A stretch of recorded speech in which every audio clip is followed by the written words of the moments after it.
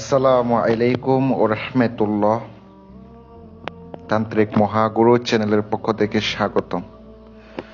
আশা রাখি সবাই ভালো আছেন। আমি আপনাদের দোয়ায় এবং আল্লাহ তাআলার অশেষ মেহেরবানিতে ভালো আছি।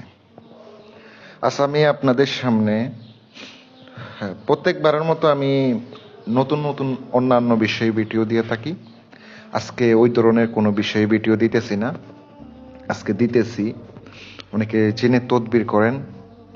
এই তদবির করার ফলে কিন্তু জিনকে হাজির করতে পারেন ঠিকই, কিন্তু জ্বালাইতে পারেন না। আমি একটা কোর্স দেব, আমি দাফে দাফে কিছু ভিডিও আপলোড করব জিন তাড়ানোর।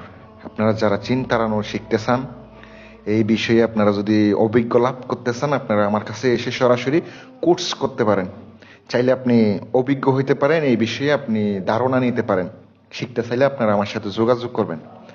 আর অন্যান্য কাজও শিখে থাকি। আর আজকে যেটা দিতেছি জিন জ্বালাইবার জন্য একটি নকশা, এটা খুব পরীক্ষিত। এটা আমি নিজে কাজ করছি। এটা পরীক্ষা করা একটা বিদ্যা, কেউ দেবে না। এই ধরনের বিদ্যা আপনারা করতে পারেন। আর যারা করবেন অবশ্যই অনুমতি নেবেন।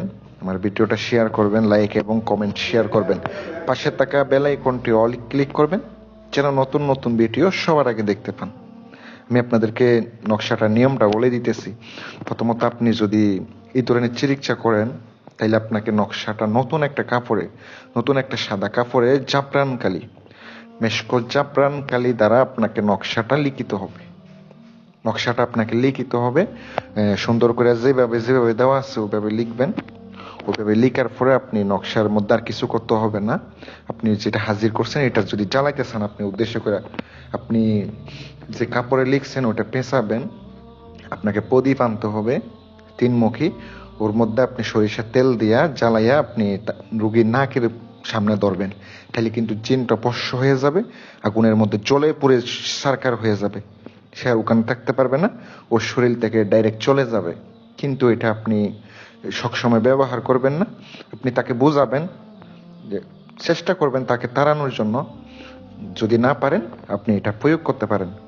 দিলাম উপকারের জন্য। চ্যানেলটি সাবস্ক্রাইব করবেন। আমার যারা ভক্তবৃন্দরা আছেন, আমার ভাইয়েরা আছেন, যারা আমার বন্ধুরা আছেন, তারা কাজটা করতে পারেন ইনশাল্লাহ। অনুমতি সবাইরে দিয়া দিলাম। আর যারা তদবির নিতে চান অথবা কাজ করাই নিতে চান, পার্সোনালভাবে আপনারা ইনশাল্লাহ যোগাযোগ করবেন। আসসালামু আলাইকুম ওয়া রাহমাতুল্লাহ।